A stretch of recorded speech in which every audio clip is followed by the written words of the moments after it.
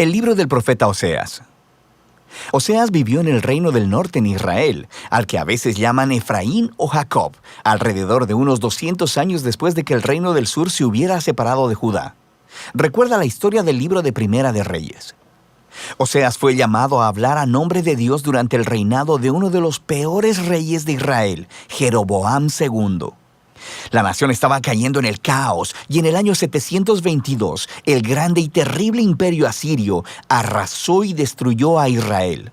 De nuevo, mira la historia de Segunda de Reyes. Y Oseas había visto venir todo esto. El libro es una colección de aproximadamente 25 años de predicaciones y escritos, y casi todo es poesía. Y esta colección ha sido diseñada para contener 3 secciones principales. Profundicemos y verás cómo funciona. La sección inicial cuenta la historia del matrimonio destrozado de Oseas con una mujer llamada Gomer, quien comete adulterio. Ahora, no es completamente claro si Gomer se acostaba con otros hombres antes o solo después de que se casaron, pero ellos tuvieron 3 hijos y luego las cosas se desmoronaron. El punto importante es que Dios le dice a Oseas que a pesar de la infidelidad de Gomer, él debe ir a buscarla, pagar sus deudas a sus amantes y comprometerse en su amor y fidelidad hacia ella una vez más. Y luego, Dios dice que todo esto, el matrimonio roto y luego restaurado, y los hijos, son símbolos proféticos que cuentan la historia de la relación de Dios con Israel. Dios ha sido como un marido fiel a Israel. Él los rescató de la esclavitud, los llevó al monte Sinaí, donde entró en un pacto con ellos. Les pidió ser fieles únicamente a Él. Pero luego, Él llevó a Israel a la tierra prometida, y ellos tomaron toda la abundancia que Él les dio y la dedicaron a la adoración al dios cananeo Baal. Así que Dios tiene una razón legítima. Él podría terminar el pacto y divorciarse de Israel, y Él considera el hacerlo. Pero en lugar de ello, Él les dice que va a buscar a Israel de nuevo y que renovará su pacto con ellos, y les explica por qué. Es solamente por su propio amor, compasión y fidelidad. Después, Oseas describe lo que todo esto significa. Él dice que las consecuencias por la rebelión de Israel serán la derrota inminente por las otras naciones y el exilio, pero que hay esperanza de una restauración futura. Un día, Israel se arrepentirá otra vez y regresará a adorar a su Dios. Y dice Oseas, Él pondrá sobre ellos un nuevo rey mesiánico del linaje de David, quien les traerá la bendición de Dios.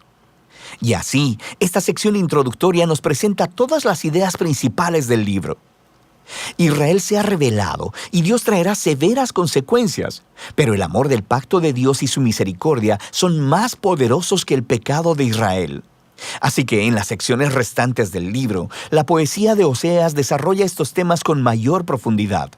Tenemos 2 colecciones de las acusaciones y advertencias para Israel, y luego cada una de estas concluye con un poema lleno de esperanza acerca de la misericordia de Dios y de la esperanza para el futuro.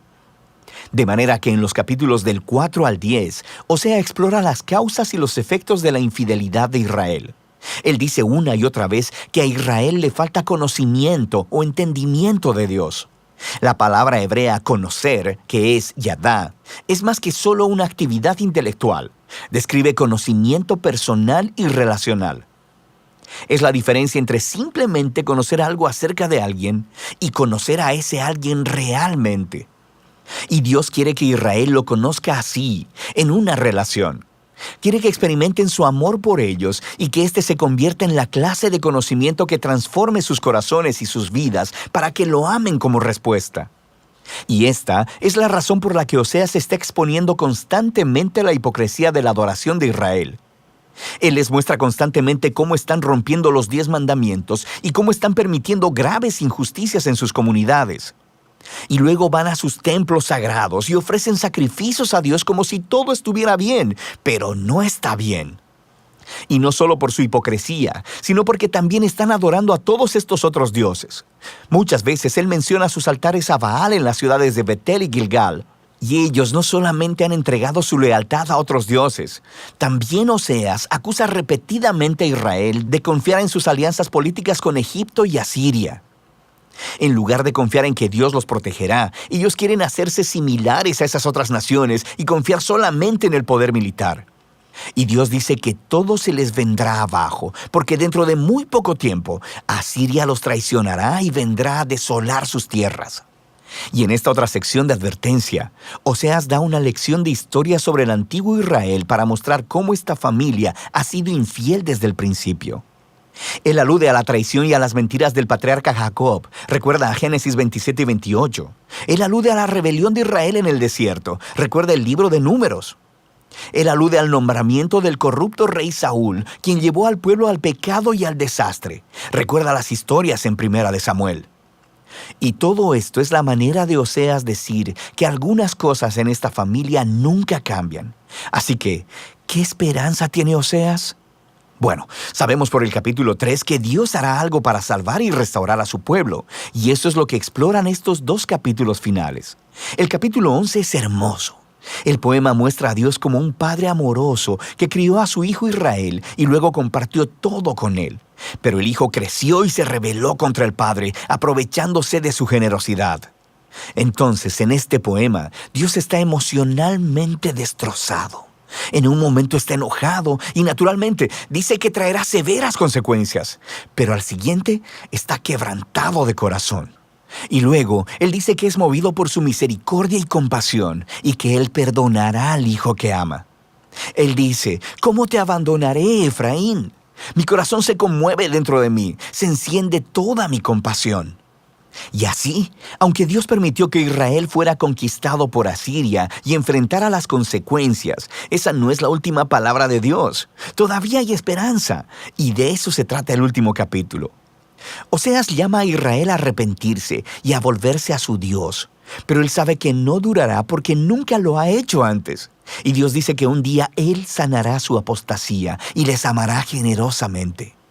Dios continúa describiendo a este nuevo y restaurado Israel como un árbol frondoso que tendrá raíces profundas y amplias ramas, y le ofrecerá sombra y fruto a todas las naciones. Es una imagen de la promesa de Dios a Abraham, de cómo Israel se convertirá en una bendición a las naciones. Y Dios está diciendo, si todo esto va a suceder, se requerirá de un acto de la gracia y del poder sanador de Dios para reparar el profundo quebrantamiento y el egoísmo pecaminoso del corazón humano, para que el pueblo de Dios pueda recibir su amor y amarlo de vuelta. Eso es lo que Dios promete hacer. Ahora, después de este poema encontramos las últimas palabras del libro. Son como una nota añadida. Probablemente son del autor que reunió la poesía de Oseas y ahora quiere hablarte a ti, al lector, por un momento. Y él dice, ¿quién es sabio y prudente para entender todo esto? En otras palabras, los poemas de Oseas. Los caminos del Señor son rectos y los justos andan por ellos, pero los rebeldes tropiezan en ellos. Así que el autor quiere que sepas que la poesía de Oseas para el reino del norte, Israel, no está encadenada al pasado. Esta revela profundas verdades acerca del carácter de Dios, de sus propósitos y de la naturaleza humana. Y aunque Dios debe y trae su justicia sobre la maldad humana, su propósito final, su corazón, es sanar y salvar a su pueblo. Y de eso se trata el libro de Oseas.